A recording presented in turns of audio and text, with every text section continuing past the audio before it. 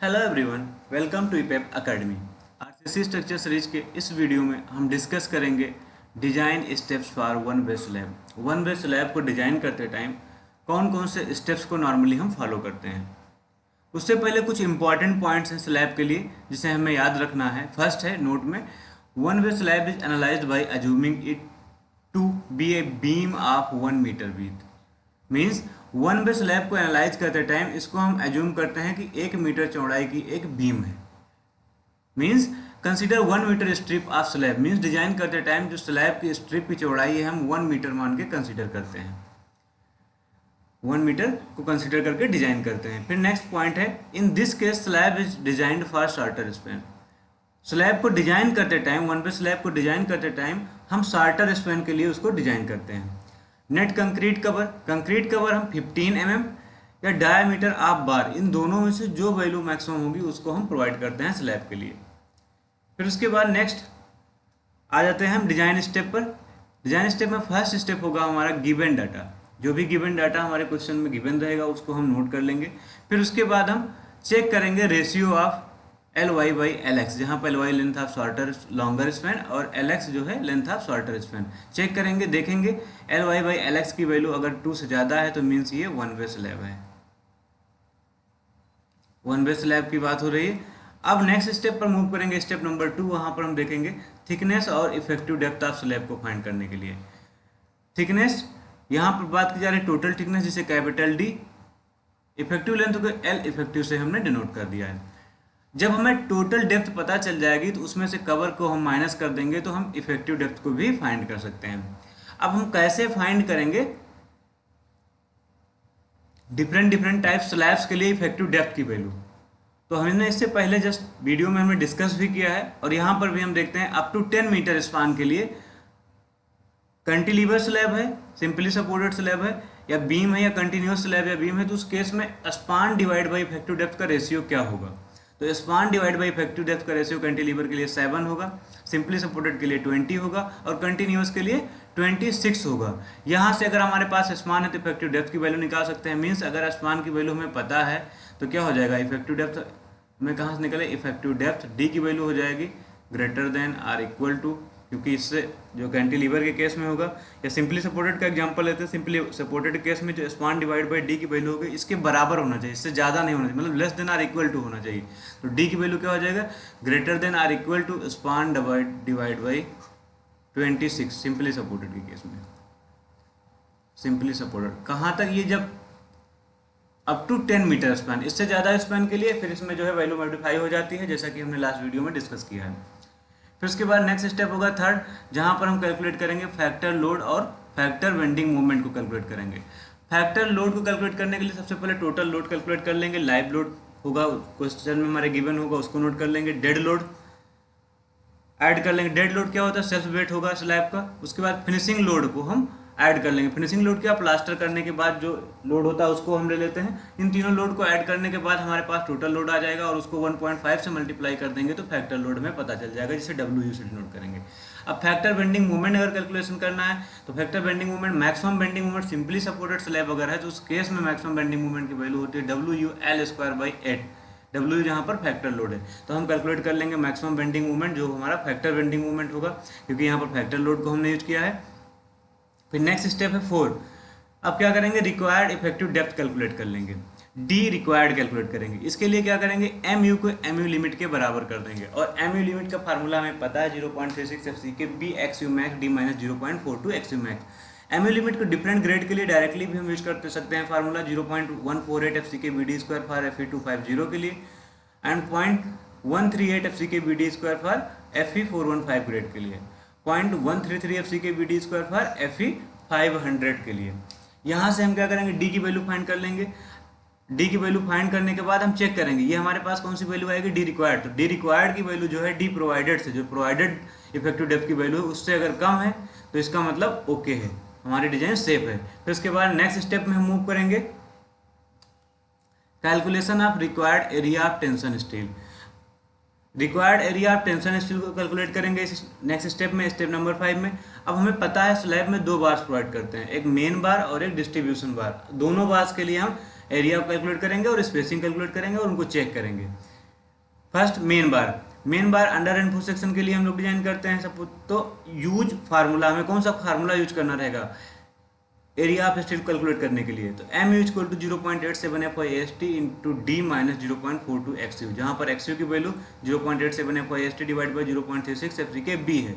ये वैल्यूज, इन सभी वैल्यूज को हम फाइंड करेंगे और इस इक्वेशन में पुट करेंगे, तो यहाँ से हम ए एस टी की वैल्यू कैलकुलेट कर लेंगे, जिसको हम ए एस टी रिक्वायर्ड कहेंगे। A S T required find करने के बाद हम क्या करेंगे, मेन बार्स के लिए स्पेसिंग फाइंड करेंगे। स्पेसिंग को कैलकुलेट करने के लिए क्या करेंगे, सबसे पहले स्पेसिंग हो जाएगा area of one steel bar, जो एक स्टील बार है उसका एरिया फाइंड कर लेंगे, डिवाइड कर देंगे total area of steel bar, उसको 1000 से मल्टीप्लाइड कर देंगे टोटल को, जो वैल्यू आएगी उसको, उसके बाद कोड के अकॉर्डिंग हम कंडीशन को चेक करेंगे कि जो स्पेसिंग की वैल्यू है 3D और 300 mm, इन दोनों में से जो भी मिनिमम होगा, जो मिनिमम वैल्यू होगा उसको हम स्पेसिंग के लिए प्रोवाइड कर देंगे। ये कैलकुलेटेड वैल्यू, ये वैल्यू जो भी मिनिमम होगा उसको हम प्रोवाइड कर देंगे। फिर उसके बाद नेक्स्ट होगा डिस्ट्रीब्यूशन बार। डिस्ट्रीब्यूशन में वितरक होता है, वितरक इस बात नेम से ही क्लियर है। डिस्ट्रीब्यूशन बार का फंक्शंस क्या होता है, सबसे पहले यहाँ देख लेते हैं। फंक्शन इसका डिस्ट्रीब्यूशन बार का, डिस्ट्रीब्यूशन बार का फंक्शन होता है, ये डिस्ट्रीब्यूट करता है लोड, लास्ट वीडियो में भी बताए थे। ये क्या करता है, to distribute concentrated load, concentrated loads, जो स्लैब पर कंसंट्रेटेड लोड, किसी एक पर्टिकुलर पॉइंट पर लोड आ रहे होते हैं, उसको ये क्या करता है, डिस्ट्रीब्यूट कर देता है, स्लैब में फैला देता है। दूसरा वर्क होता है to protect against shrinkage. Shrinkage मतलब होता है सिकुड़न, shrinkage and temperature stresses, temperature stresses. Temperature और श्रिंकेज की वजह से जो तापमान, श्रिंकेज मतलब सिकुड़न की वजह से जो स्ट्रेसेस जनरेट होते हैं, उससे ये प्रोटेक्ट करता है हमारा डिस्ट्रीब्यूशन बार, या इसी को टेम्परेचर बार भी हम बोलते हैं। फिर नेक्स्ट है, नेक्स्ट पॉइंट क्या होगा इसमें फंक्शंस में, नेक्स्ट पॉइंट होगा ये क्या करता है, मेन स्टील को एक पोजीशन पर बनाए रखता है, तो लिखेंगे टू कीप मेन स्टील बार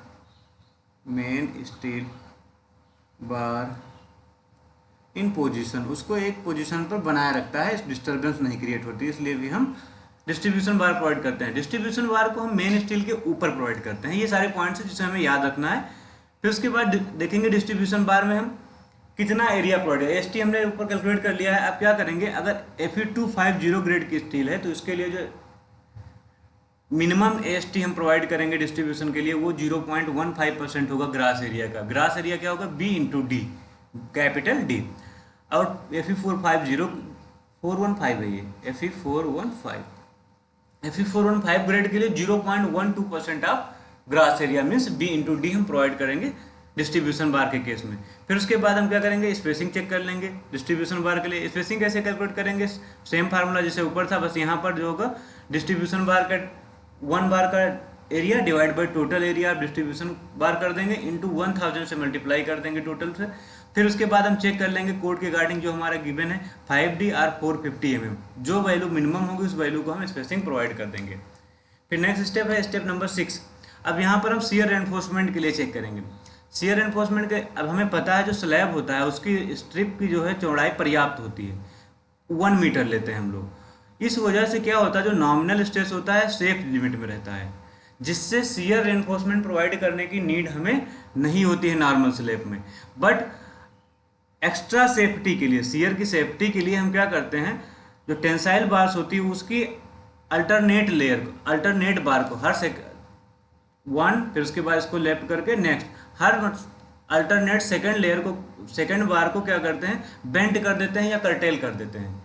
और बेंड करके कहाँ पर लेकर जाते हैं, कंप्रेसिव रीजन में पहुंचा देते हैं। और बेंड कहाँ पर करते हैं, सपोर्ट के पास बेंड कर देते हैं। जैसे बीम है, यहाँ पर मेन स्टील प्रोवाइड की गई, तो इसका हर अल्टरनेट बार जो होगा उसको क्या करते हैं, सपोर्ट के पास लाके हम क्या कर दे रहे हैं, बेंड कर दे रहे हैं कंप्रेसिव जोन में। नियर द सपोर्ट, सपोर्ट से कितनी डिस्टेंस पर रहता है अभी आगे फिगर में यहाँ क्लियर भी होगा। जो डिस्टेंस होती है L/7 पर हम लोग बेंड करते हैं या कर्टेल कर देते हैं। अल्टरनेट बार को बेंड किया जा रहा है, तो अल्टरनेट बार को बेंड अप करने का मतलब हुआ 50% एरिया ऑफ स्टील जो होगा उसको क्या कर दे रहे हैं हम, सपोर्ट तक पहुंचाते हैं, और 50% एरिया को हम बेंड अप कर देते हैं या कर्टेल कर देते हैं। अब हम क्या करेंगे, ये इंपॉर्टेंट पॉइंट था, इसमें हमें याद रखना है, क्योंकि शियर एनफोर्समेंट प्रोवाइड नहीं करते हैं, बस सेफ्टी के लिए शियर के हम लोग उसमें से 50% स्टील को, जो टेंशन स्टील होता है उसको बेंड जरूर कर देते हैं। अब यहाँ पर हम क्या कर देंगे, नॉर्मल शियर स्ट्रेस के लिए ही हम नॉर्मली यहाँ पर डिजाइन होती है तो हम इसको चेकिंग कर देते हैं, और चेक करके यहाँ पर ओके कर देंगे। तो क्या करेंगे, सबसे पहले मैक्सिमम शियर फोर्स की वैल्यू कैलकुलेट कर लेंगे। सिंपली सपोर्टेड स्लैब अगर है तो उसके लिए WU L/2 होगा, हमें पता है। उसके बाद नेक्स्ट हम नॉर्मल शियर फोर्स कैलकुलेट कर लेंगे। नॉर्मल शियर स्ट्रेस है ये,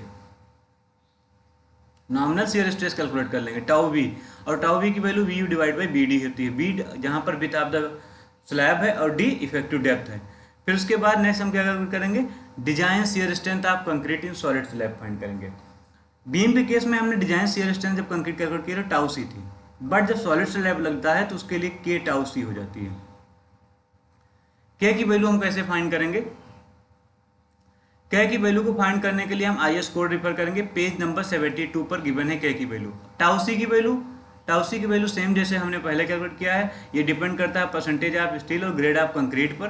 और टेबल नंबर 19 जो हमारे IS कोड में गिवन है, IS 456/2000 में, वहाँ से हम टाउ सी की वैल्यू कैलकुलेट कर लेंगे, जैसे हमने बीम के केस में किया था। पेज नंबर 73 पर ये वैल्यू गिवन है।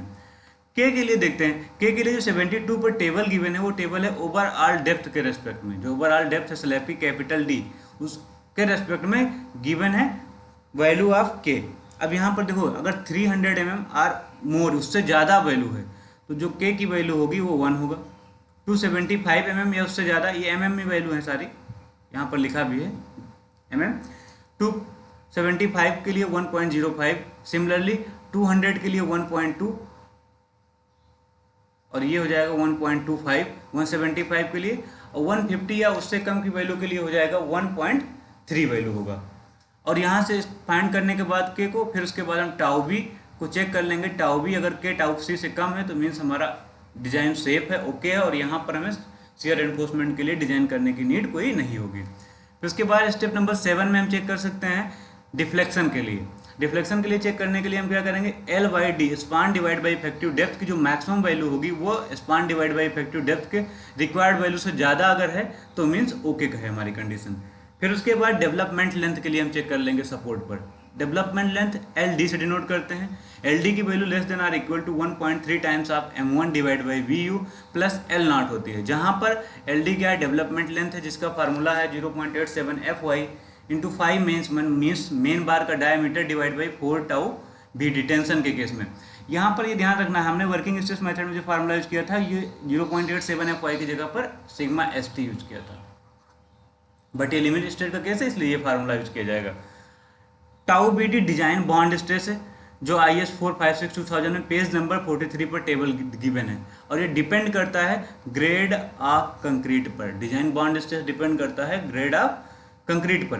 L0 क्या है, जो ये L0 है, L0 anchorage length of reinforcement beyond centre of support है। जो सेंटर है सपोर्ट का, सपोज करते हैं यहाँ, तो इस सपोर्ट से कितना एक्स्ट्रा लेंथ में हम बार को इंसर्ट कराते हैं उसी को हम बोलते हैं L0। L0 की जो वैल्यू होती है वो होती है 12 टाइम्स ऑफ डायमीटर ऑफ बार और D इफेक्टिव डेप्थ। इन दोनों में से जो मैक्सिमम वैल्यू होगी उस वैल्यू को हम कंसीडर करते हैं L0 के लिए। जहाँ पर M1 क्या है, M1 इसको M1 लिखते हैं, moment of resistance of section on the support. Support पर जो मोमेंट ऑफ रेजिस्टेंस की वैल्यू होती है वो होता है हमारा M1। यहाँ पर डेवलपमेंट लेंथ लिखा। डेवलपमेंट लेंथ होता क्या है एक्चुअली, इसके बारे में हमने डिस्कस भी किया है अपने पिछले वीडियोज में। जैसे कोई कंक्रीट का ब्लॉक है तो इस कंक्रीट के ब्लॉक में हम रेनफोर्समेंट को इंसर्ट कराते हैं कुछ मिनिमम लेंथ। वो मिनिमम लेंथ जितनी की कंक्रीट में इंसर्ट कराई जाती है या एम्बेड कराई जाती है, धंसा दी जाती है रेनफोर्समेंट का, ये रेनफोर्समेंट है कि ताकि जो ये रेनफोर्समेंट है वो कंक्रीट ब्लॉक के साथ अच्छे से बॉन्डिंग बना ले। जब इस पर टेंशन फोर्स सेट करें या पुलिंग या पुशिंग हो तो ये स्लिप ना करे या बाहर ना निकले, तो उसी मिनिमम लेंथ को हम क्या बोलते हैं, डेवलपमेंट लेंथ। वो रेनफोर्समेंट की मिनिमम लेंथ जो कंक्रीट के ब्लॉक के अंदर धंसाई जाती है कि ताकि वो प्रॉपर बॉन्ड मेंटेन कर सके उसके साथ, उसी को हम बोलते हैं डेवलपमेंट लेंथ।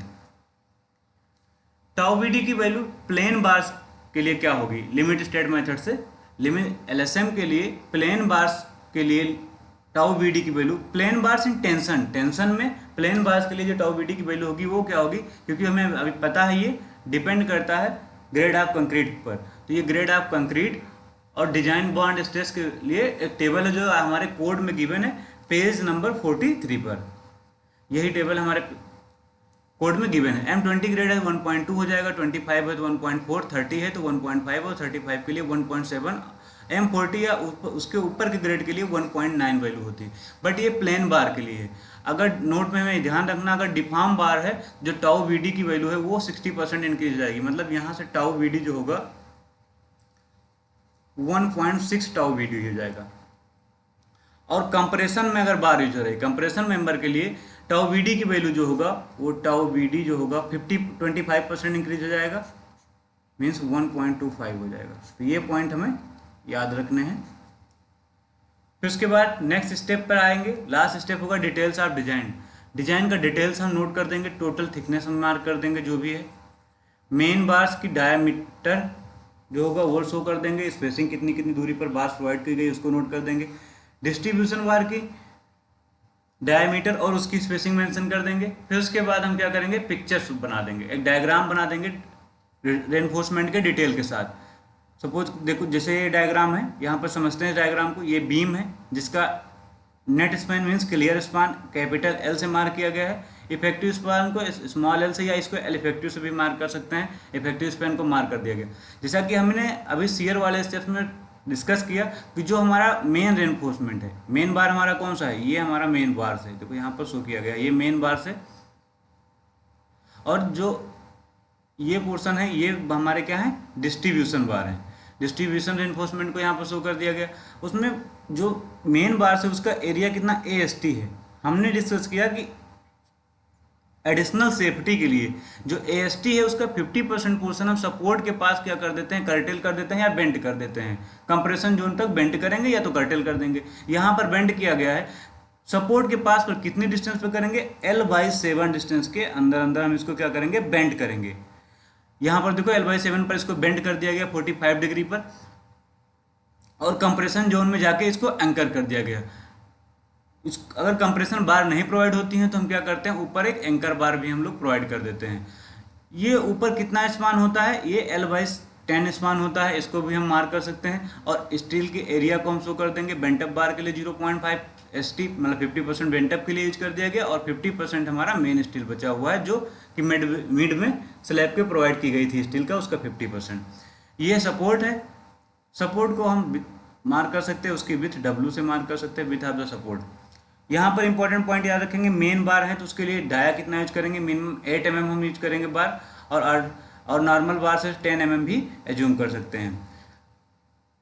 डिस्ट्रीब्यूशन बार के लिए 8 mm डायामीटर, और अगर 6 mm का ऑप्शन अवेलेबल है 6 mm भी यूज कर सकते हैं। स्पेसिंग को हमें पता है, मेन बार के लिए 3DR 300 mm, उनमें से जो मिनिमम होगी उसको कंसिडर करेंगे, और डिस्ट्रीब्यूशन बार के लिए 5DR 450 mm, इनमें से जो भी मिनिमम होगी उस वैल्यू कंसिडर करेंगे। नोट में वही पॉइंट्स लिखे हैं जो ऊपर हमने डिस्कस किया कि 50% ऑफ टेंसाइल स्टील जो middle portion of the slab में प्रोवाइड किया गया, जो स्लैब के बीच के पोर्शन में प्रोवाइड किया गया, उसका 50% हमें सपोर्ट तक पहुंचाना होता है। Should be necessary be taken into the support, जो ये मिड स्पान में प्रोवाइड किया गया इसका 50% हमें सपोर्ट तक पहुंचाना होता है, ये सपोर्ट तक।